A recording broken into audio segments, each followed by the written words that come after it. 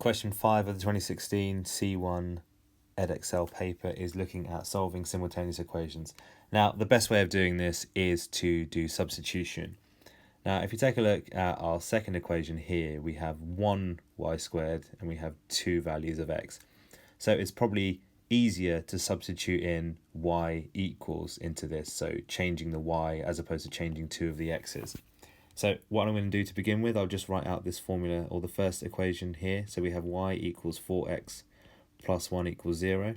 Now I want to make y the subject, so I'll take the 4x and the 1 over to the other side. So we know that therefore y is going to equal minus 4x minus 1. Now you see we're not substituting in y here, we're substituting in y squared. So it's probably easier to actually work out y squared here to begin with. So y squared is the same as minus 4x minus 1 all squared, which we can write as minus 4x minus 1 in double brackets, which then once you expand that becomes 16x squared plus 8x plus 1. So now we're substituting this into this equation here, which means we're left with this expression here. So just simplifying this all out, I'm going to have 16x squared plus 5x squared, which is 21x squared.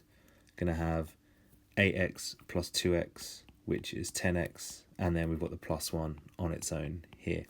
So actually what we're left with is a quadratic equation, which we can solve, which means we'll get two values for x, which therefore in turn means we're going to end up with two values of y. Now we can't type this into our calculator to work out what the values for x are, because obviously it's a non-calculator paper. So a little trick to figure it out is, we know it's going to be in two brackets. It's not going to be using the quadratic formula because again it's a non-calculator paper. You know that we have to end up with plus 1, so the only two numbers which time together to make 1 are 1 and 1, or minus 1 and 1, but this is a positive, so therefore it's going to both be positive. And then we're trying to get to 21x squared, so there's only one way of getting that, apart from 21 and 1, which won't get us 10x. It's going to be 7x and 3x. So therefore we know that 7x plus 1 and 3x plus 1 multiplied together is going to give us 0. That means that x is therefore minus 1 over 7, and x is also minus 1 over 3. Now we have our values for x, we need to find our values for y. And I find that probably the easiest way of doing this is, earlier in the question we already rearranged an equation so we have y as a subject. So there's no other real things we need to do with this formula. All we need to do is substitute in y equals minus 4 times by minus 1 over 7 minus 1. There's a lot of minus signs here.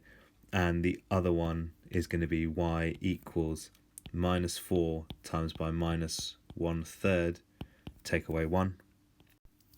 So one of our solutions here is going to be minus 3 over 7, and the one over here is going to be 1/3.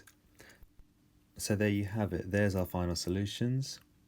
X equals minus 1/7 and y equals minus 3/7, and y equals minus 1/3, y equals 1/3. I hope you found this video useful. Please like, subscribe, comment, and good luck with any exam you have coming up in the future. Thank you. Bye.